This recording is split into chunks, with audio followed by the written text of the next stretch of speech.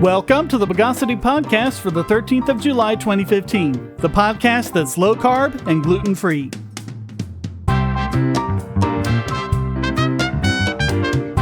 This is your host, Shane Killian, and joining me again this week is Daniel Wilcox. Daniel, welcome back to the podcast. Hey, glad to be back. Let's depopulate the news of the bogus. So we've been talking about how the FBI and the NSA lament the fact that strong encryption is becoming more ubiquitous in the U.S., making it more difficult to spy on us, don't you know? I seem to recall hearing something about the Department of Defense actually supporting strong encryption. Well, that's what we're going to talk about. It's actually the vice chairman of the Joint Chiefs of Staff. Of all people, he's actually come out strongly defending robust encryption. Wow. So, yeah, they say that, if everyone has encrypted phones and everything, then we won't be able to pursue terrorists or child pornographers. Yeah, and of course, it's all FUD, fear, uncertainty, and doubt. So how many do they actually catch anyway? Pretty much none, but I think that's a different story. Yeah, sorry about that. A little preview. But, they just keep insisting that if you give the government a backdoor to get into your encryption, then only government can get in and absolutely no one else can. And we've talked about this before. The math is math. I'm no genius when it comes to this stuff, but that just doesn't seem like how it would work. Yeah, 2 plus 2 equals 4 is the same for everyone. The only difference is this math is more sophisticated, but other than that, it's math. It's not going to work any differently for government than it works for anyone else. Yeah, a backdoor is a backdoor. Mm-hmm. So this happened at a recent cybersecurity summit. Security expert Bruce Schneier, we've talked about him a few times before, he asked the vice chairman, Admiral James Winfield Jr., quote, "The only definition of us that makes sense is the world, is everybody. Any technologies that we've developed and built will be used by everyone, nation state and non-nation state. So anything we do to increase our resilience, infrastructure, and security will naturally make Admiral Rogers," and that's Admiral Mike Rogers, the head of the NSA, "will naturally make Admiral Rogers' both intelligence and intact jobs much harder. Are you okay with that?" I'm good with it. And Admiral Winfield responded, quote, "Yes, I think Mike's okay with that also. We call that IGL, Intel Gain Loss.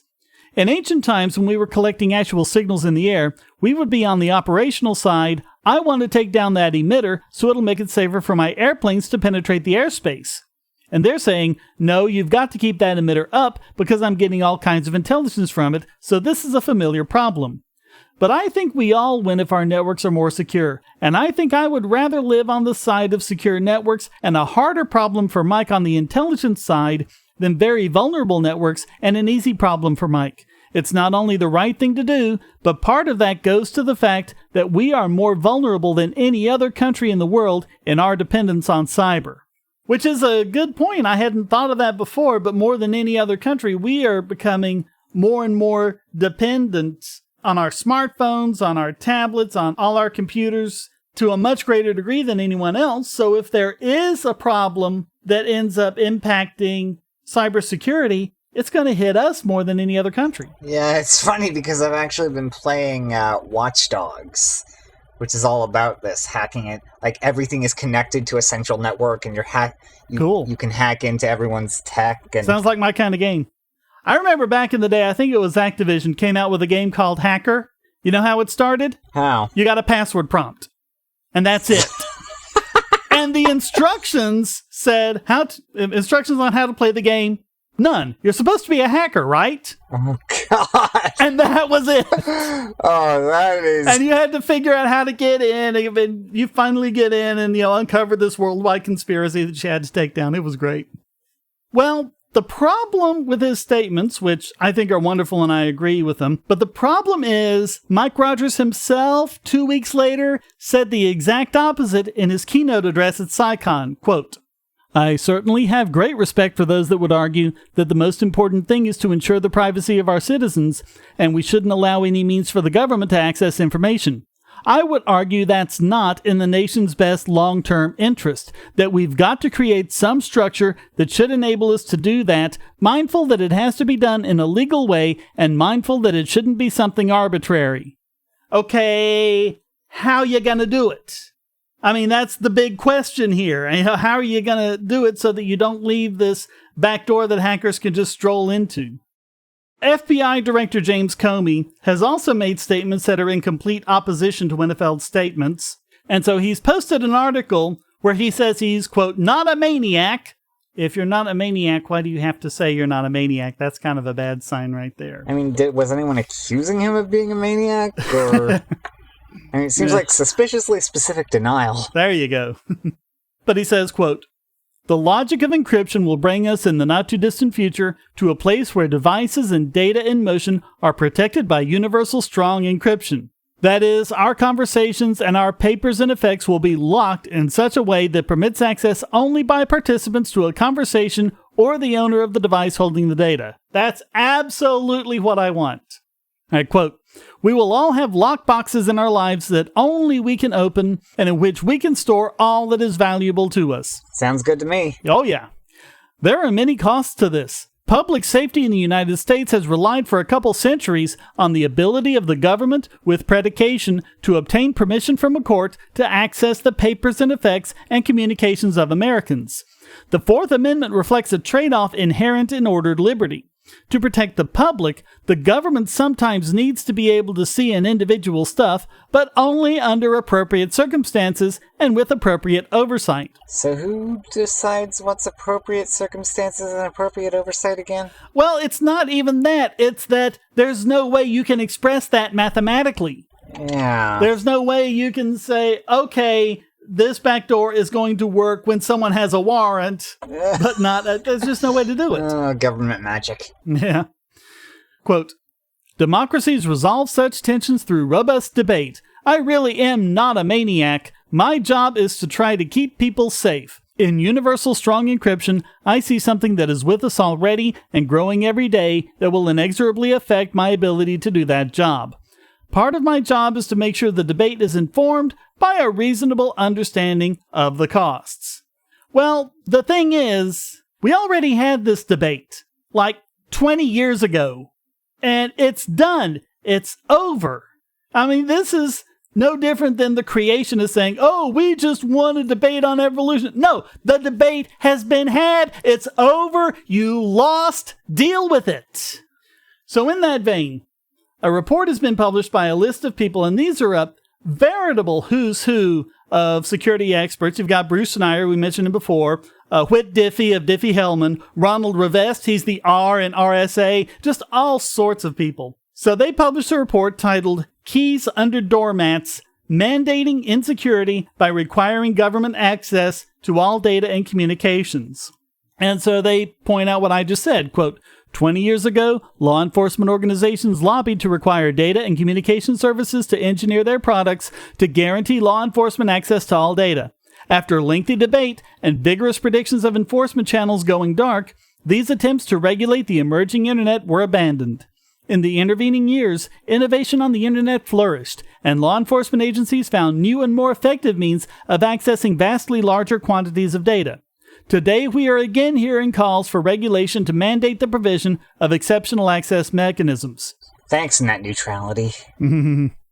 We have found that the damage that could be caused by law enforcement exceptional access requirements would be even greater today than it would have been 20 years ago. In the wake of the growing economic and social cost of the fundamental insecurity of today's internet environment, any proposals that alter the security dynamics online should be approached with caution. Exceptional access would force internet systems developers to reverse forward secrecy design practice that seek to minimize the impact on user privacy when systems are breached. The complexity of today's internet environment, with millions of apps and globally connected services, means that new law enforcement requirements are likely to introduce unanticipated, hard-to-detect security flaws. In other words, anytime you add in something, you don't know what other effect it's going to have. Security expert after security expert has said this. Complexity is the enemy of security. You don't put in anything more than you need to keep it secure. That actually reminds me for some reason of the Obamacare website. Well, that's true. That was just a train wreck from start to finish. But they go on to point out that it's not just the U.S. Okay, let's say that there's this golden key that gives them access to everyone's stuff. Well, The UK wants it too. And you can say, well, they're our friends, but what about China? And what are they going to do? Are they all going to share a golden key? You may say, okay, we'll create a different key for each country, but then that's just multiple attack vectors, and all you need is one rogue country giving away its key. And you got to think of what a wonderful target this would be for hackers, how much money they would be wanting to give in bribes or whatever to get their hands on this golden key. So, I mean, this is a huge problem. Quote, security credentials that unlock the data would have to be retained by the platform provider, law enforcement agencies, or some other trusted third party. If law enforcement's keys guaranteed access to everything, an attacker who gained access to these keys would enjoy the same privilege. Moreover, law enforcement's stated need for rapid access to data would make it impractical to store keys offline or split keys among multiple key holders, as security engineers would normally do with extremely high-value credentials. Recent attacks on the United States Government Office of Personnel Management, OPM, and we covered that the last couple of weeks, show how much harm can arise when many organizations rely on a single institution that itself has security vulnerabilities. So do you really trust government to not screw up and to actually keep this key safe? If they can't even build a website, then... Yeah. I'm also remembering the story where they destroyed keyboards and mice to get rid of a virus. Yeah. Quote, communications technologies designed to comply with government requirements for backdoors for legal access have turned out to be insecure. Embedding exceptional access requirements into communications technology will ensure even more such problems, putting not only private sector systems, but government ones at risk. And they conclude, quote, all policymakers, companies, researchers, individuals, and law enforcement have an obligation to work to make our government information infrastructure more secure, trustworthy, and resilient. Such access will open doors through which criminals and malicious nation-states can attack the very individuals law enforcement seeks to defend. The costs would be substantial, the damage to innovation severe, and the consequences to economic growth difficult to predict. Policymakers need to be clear-eyed in evaluating the likely costs and benefits. And basically, there don't seem to be any benefits that I can really see. Yeah. I mean, yeah, they get to snoop on us, but then so do the Chinese, and how would the U.S. government feel if the Chinese got that information? Yeah. Say, if you're tired of the promos in this podcast, well, the patrons got it early and with no ads or promos. Just go to patreon.bogosity.tv and donate at any level. Hackers, terrorists, the NSA. But I repeat myself. Your online security is under attack, and the weakest point is your password. That's why you need LastPass. LastPass plugs into your browser and allows you to randomly generate strong, unique passwords anywhere on the web, all protected by one master password. LastPass sets up in minutes and gives you secure automatic logins throughout the web, synchronizing across all your browsers and all your computers, at home, at work, or on the road. It even securely stores sensitive form data, including credit card numbers, backup sensitive documents, membership info, Wi-Fi logins, and more. And with LastPass Premium, you can get these benefits on other applications and even mobile devices, and also get priority customer support. Sign up at password.bogosity.tv for a free month of LastPass Premium. Log in securely everywhere using the last password you'll ever have to remember. Go to password.bogosity.tv and get LastPass now. So, of course, one reason they say they need this access is to fight terrorism. We've seen our civil liberties greatly diminished as zillions of dollars of tax money is spent to fight terrorism. So, the question you asked earlier is, what is the track record of the FBI and the Department of Homeland Security in predicting imminent terrorist attacks against the U.S.? The score is actually in, and it's 0 out of 41. None. So we just had the 4th of July holiday weekend, and of course, cable news just went through the roof talking about all of these claims from government that are just vague, unsubstantiated assertions about how everyone should be on alert for an attack from ISIS and just all of this stuff. CNN just ran story after story after story, and of course they were playing B-roll of terrorist camps, over in the Middle East, kind of making it look like that was what was going on over here. They're worse at making predictions than Bubbles. And former CIA Deputy Director Mike Morrell told CBS, quote, "I wouldn't be surprised if we weren't sitting here a week from today talking about an attack over the weekend in the United States." And MSNBC and Fox ran with that, and they had graphics and maps. And it kind of reminded you of like NORAD and how they're tracking World War III and what the attacks are coming in from. And CBS this morning, along with several others, posted this graphic of recent ISIS arrests. All of these people around the country who are being arrested as part of ISIS, 1 in Phoenix, 6 in Minneapolis, at least 3 in New York and New Jersey, 1 in Cincinnati. And it was part of this July 4th terror warning. The problem is, none of those arrests were people who were connected to ISIS in any way. I am shocked. Shocked, I tell you. What they were FBI agents posing as people in ISIS, trying to trick people to convince them that they were in on ISIS. And when they finally said, okay, they said, all right, I'm really FBI, you're under arrest. But I mean, that has nothing to do with, ISIS having agents in the U.S. plotting all this stuff. This kind of reminds me of those, forced sting operations where you pretty much bully the kid into buying the drugs. Yeah, we've talked about those before, yeah. You gotta have your patsies. So, this 0 out of 41 figure comes from something that Adam Johnson put together, and he just went through listing all sorts of terror warnings. And the news media, of course, we've talked about this before, how they just blindly pass on what they get from government and scaring everybody. Now, of course, actual plots like the Boston Marathon bombing, they completely failed to stop. But you also have the ones that they warned about that weren't true. And he starts in October 2001 about chemical and biological and radiological and nuclear weapons, the California bridges, Hollywood studios, Statue of Liberty. In 2002, 4th of July. I think they do the 4th of July every year. Stadiums, landmarks, all sorts of stuff. Attacks from Al-Qaeda, multiple attacks.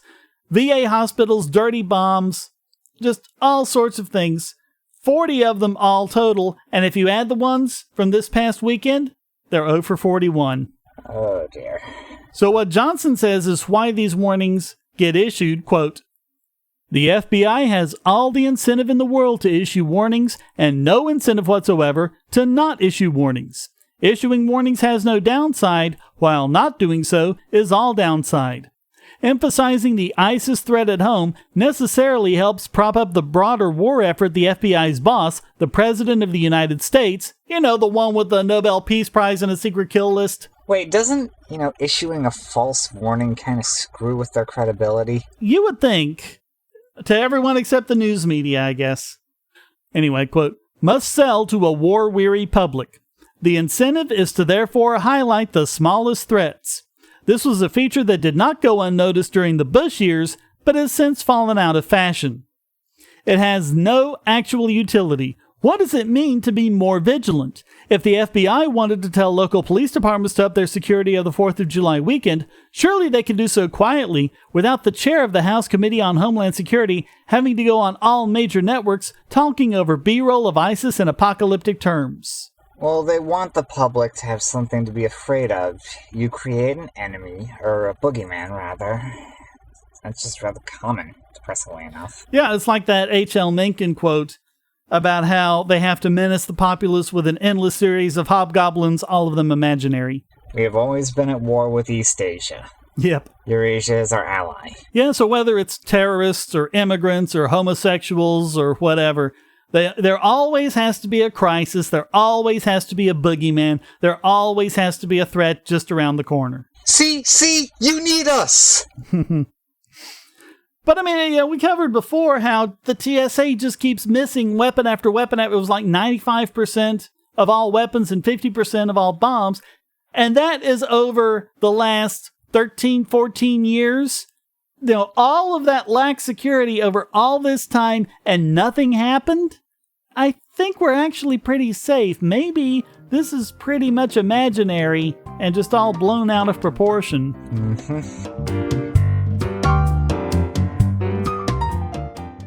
If you're on the Wi-Fi in a coffee shop or hotel, anyone on that network can get your traffic. Do you really trust all of those strangers? For that matter, do you really trust your ISP? A VPN can protect you from prying eyes, disguise your location, and even foil government censors. It's essential in this day and age, so go to vpn.bogosity.tv and you'll be taken to BoxPN. Starting at just $2.99 a month, you can get unlimited high-speed connections to VPN servers all over the world, and they don't log connections, so your privacy is assured. Traveling abroad, just VPN home, and don't worry about what those other governments are doing. Back at home, stop your ISP from traffic shaping and messing with the quality internet access you're paying good money for. You can connect from multiple machines at once, including your smartphone or tablet, and it supports all the secure standards, including OpenVPN and SSTP. Bypass censors and surveillance with your own secure VPN connection. Go to vpn.bogosity.tv.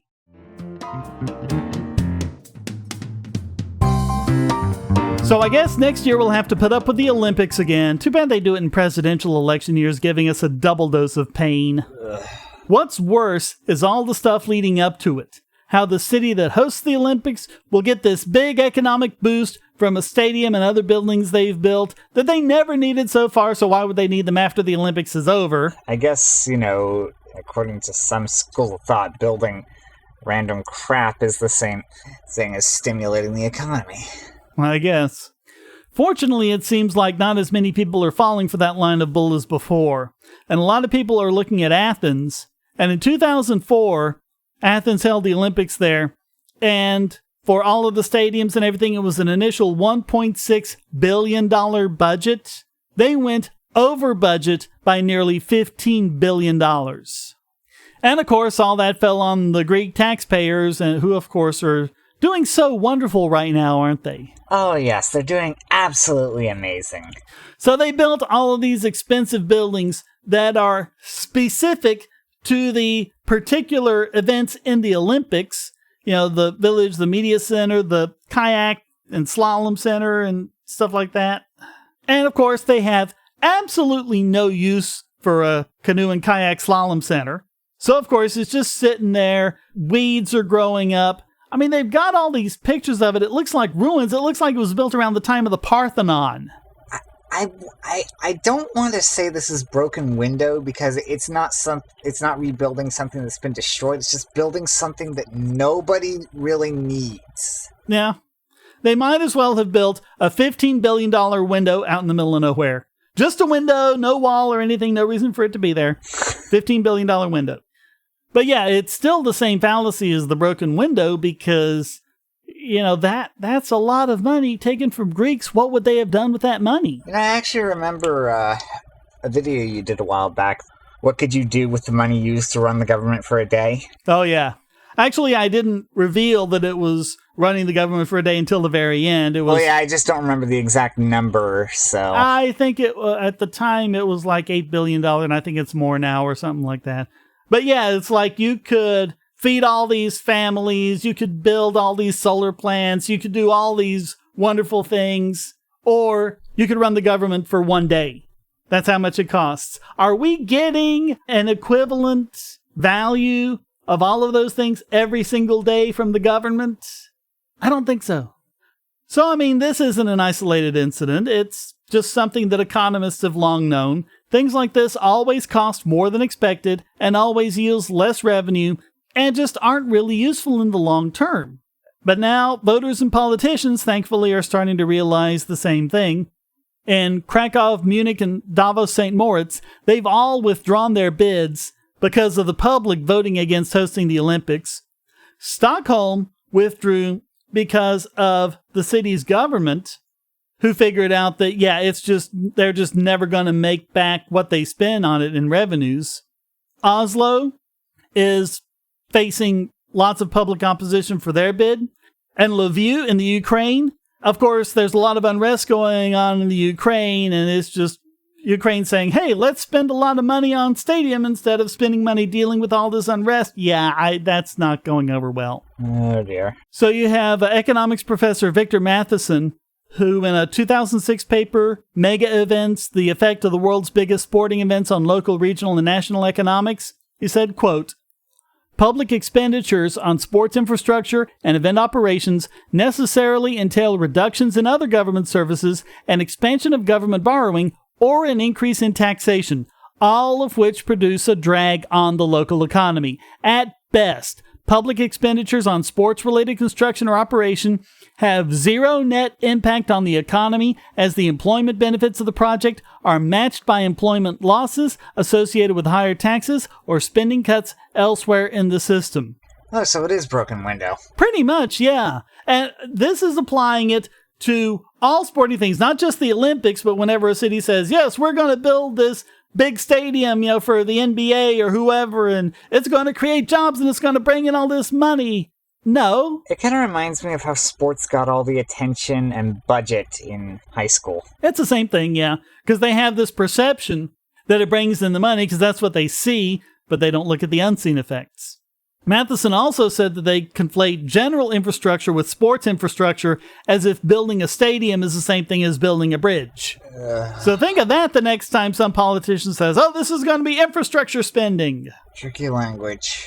But I mean, this has happened in city after city after city that's hosted the Olympics. They've built all of this stuff, and it's just fallen out of use because when they built it, they gave no thought to, okay, what are they going to be used for after the Olympics is over? They're built to these very specific and exacting standards, specifically for Olympic events, and so they can't really be retooled into anything else. It's worse than planned obsolescence. Yeah.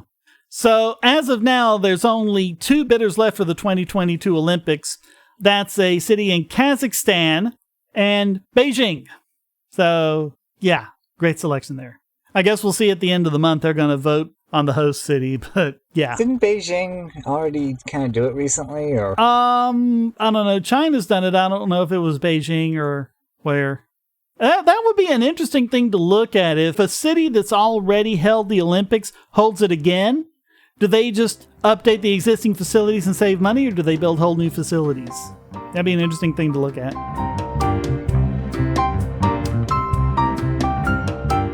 You're listening to the Bogosity podcast. Hi, I'm Dave. You may recognize me from previous Bogosity episodes. However, I'm not here to talk about that. I'm also part of a podcast, the Superplex Brothers Podcast. Head on over to superplexbros.com. You can check out the podcast for video games and pro wrestling. We also have news, reviews, and editorials and all kinds of stuff just to talk about video games and pro wrestling and everything else that comes in between. So if you're into that, why don't you come check us out? And now it's time to delist this week's biggest bogon emitter. And this time it goes to Senator Tammy Baldwin, Democrat from Wisconsin, who says that the Constitution's First Amendment for freedom of religion does not apply to individuals. Well, what she's actually saying is the First Amendment doesn't apply to individuals, except when it does. All right, so this is comments on MSNBC. And yeah, she said just what you said, that when it talks about the free exercise of religion, that only applies to religious institutions. Individuals do not have a right to free exercise of their own religion. Quote, certainly the First Amendment says that in institutions of faith, there is absolute power to, to observe deeply held religious beliefs. But I don't think it extends far beyond that. In this context, they're talking about expanding this far beyond our churches and synagogues to businesses and individuals across the country. I think there are clear limits that have been set in other contexts, and we ought to abide by those in this new context across America. Oh, that's what this is about. Yeah, I'm not exactly sure what her beef really is, but I suspect it's the stuff like not wanting to bake a cake for a gay couple or stuff like that. I always remember that it was sort of this video on race-related, where you kind of set up that scenario of, actually going in there and taking the gun to the guy. Yeah, which is what you're doing in a virtual, if not a literal sense, because it's all backed up by the third guy. I mean, what would that guy have done if he just said, nope, I don't care what you say, I'm still not baking the cake? That was one thing that, all the people on my Facebook page just kept coming in with excuse after excuse after excuse after, the gay marriage thing. It was like, who has ever actually been arrested or fined? Because, and I found several cases in which people could actually be fined and imprisoned if they officiated a gay marriage ceremony. So yeah, this stuff is real. The gun in the room is real, and that's what libertarians want. We want people to see the gun in the room. Now, this article points out that she's apparently clueless to the fact that the First Amendment has already been found to apply to individuals all over the place. Just like the Second Amendment, they say, the Second Amendment only applies to, the military or whatever. And time after time it says, no, it's the right of the people. It applies to individuals. Deal with it. But I think there's a more fundamental misunderstanding. We said this when we covered the gay marriage thing. The point of the Constitution is not to grant rights to the people. It is to restrict the actions of the government. Was it Constitution Lecture 1 or 2 that you covered that in? I don't remember. I think it was 1, yeah. It might have been the first one, yeah. 'Cause I would definitely have covered that early on. I'm pretty sure the first one was non-consent of the governed, and the second was... I think the second one was on how to interpret it. Yeah, that's what it was. Yeah. Okay, so Thomas Berg, professor at the University of St. Thomas School of Law, in the Heritage Foundation's Guide to the Constitution, said, quote, because it is now accepted that the Free Exercise of Religion Clause protects religiously motivated conduct as well as belief, the most important modern issue has been whether the protection only runs against laws that target religion itself for restriction, or more broadly, whether the clause sometimes requires an exemption from a generally applicable law. So this is one of the things we were talking about in that case with Abercrombie and Fitch, about the worker who was a Muslim and she wanted to wear a head wrap. Their dress code said no head coverings. It wasn't targeted at religion. It was just a general thing, no baseball caps, no stovepipe hats, nothing like that. Isn't that whole thing just kind of an archaic remnant of a tradition where knights would take off their helmets as a form of trust when entering someone's home? Oh, you mean the tradition of not wearing hats indoors? Yeah, probably.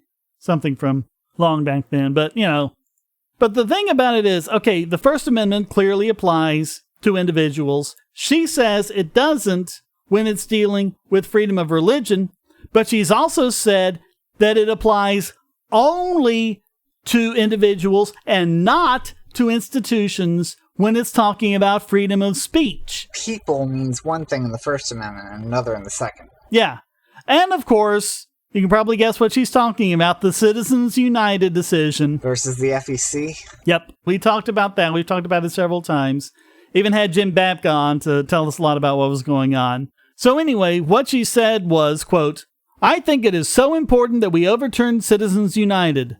It is far too often the case in Washington that powerful corporate interests, the wealthy and the well-connected get to write the laws. Well, and they also wrote the law that Citizens United overturned, so that's the part they never want to point out. And now the Supreme Court has given them even more power to rule the ballot box by creating an uneven playing field.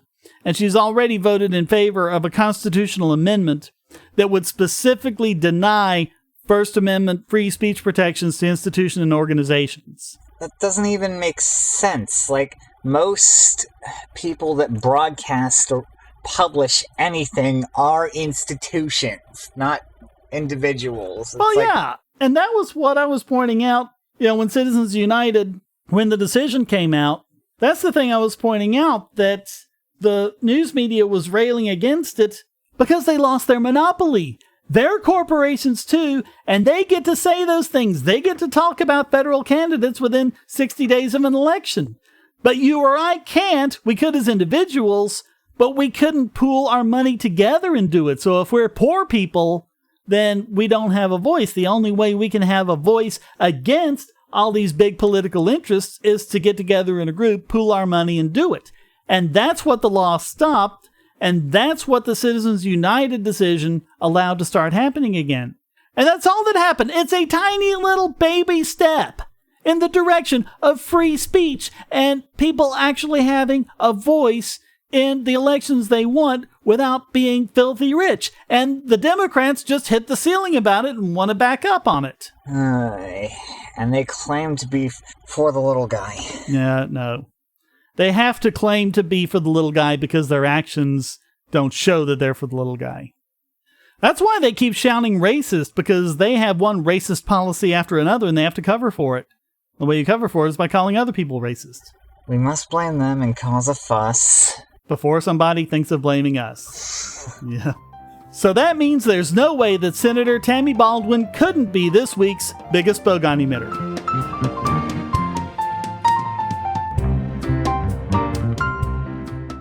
Bogosity.tv is a participant in the Amazon Services LLC Associates program, an affiliate advertising program designed to provide a means for sites to earn advertising fees by advertising and linking to Amazon.com. Just clear your cookies and go to amazon.bogosity.tv or check the right-hand side of the podcast page for Amazon's best deals, including the deal of the day and limited-time lightning deals on all sorts of great products. So next time you buy online, go to amazon.bogosity.tv.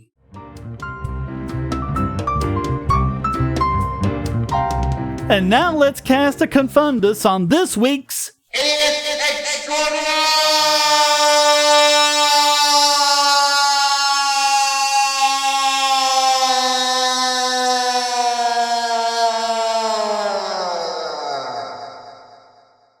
One day you might get bored of doing it, but I don't think it's going to happen anytime soon. Sure.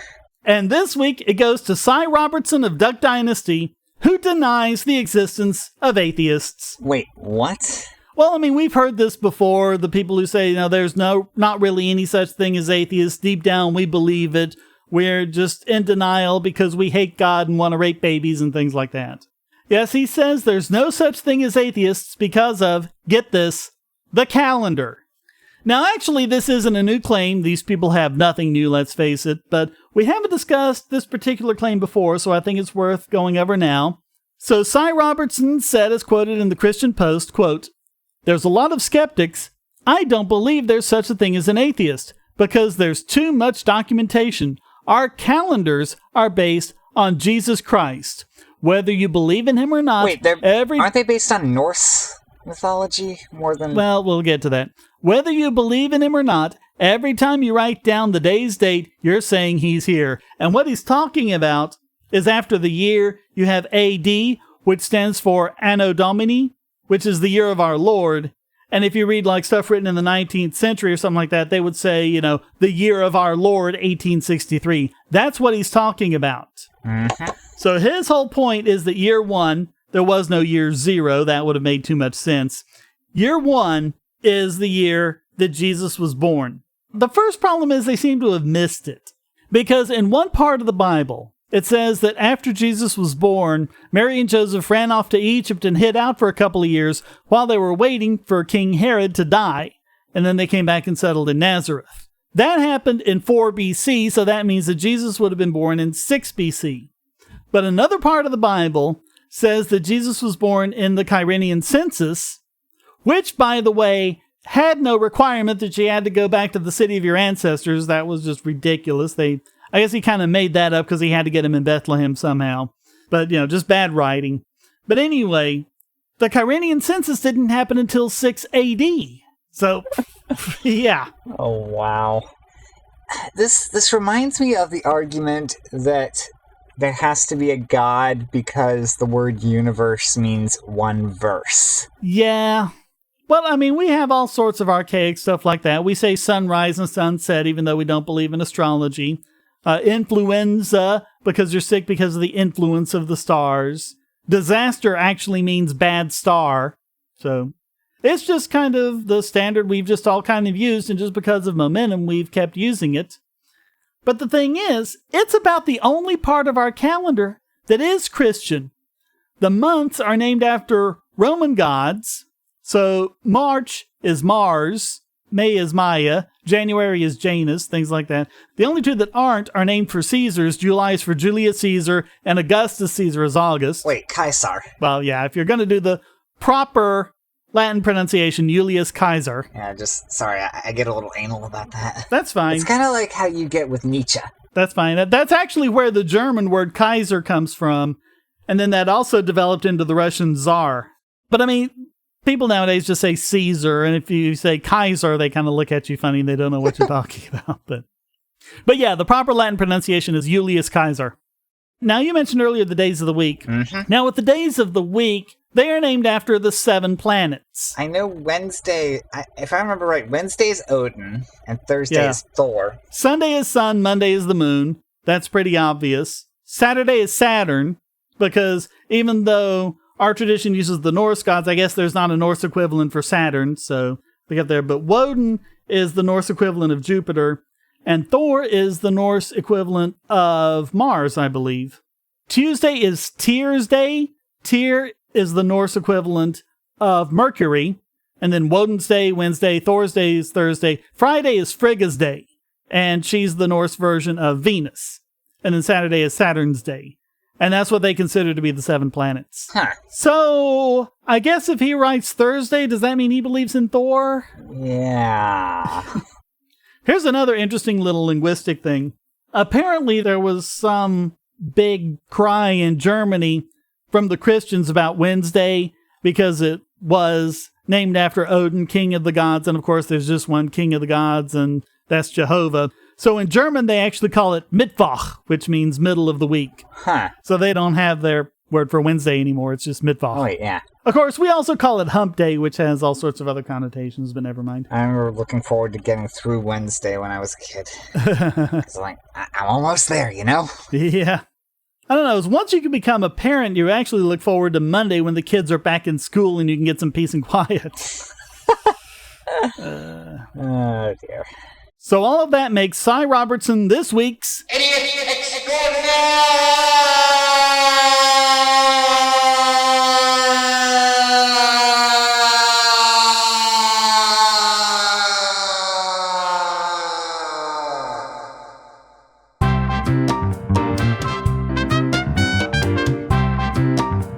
Well, that wraps up this Sampo edition of the Bogosity podcast. As always, you can come to forum.bogosity.tv to read the show notes and join the discussion.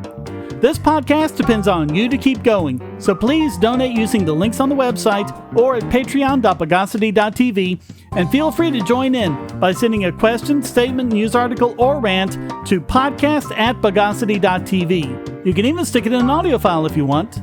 Thank you for listening, and thanks again to Daniel Wilcox for joining me. Glad to be back. Until next time, here's a quote from John Perry Barlow. Relying on the government to protect your privacy is like asking a peeping Tom to install your window blinds.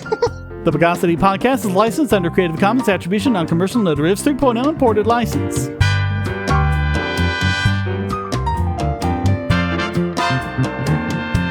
Bogosity.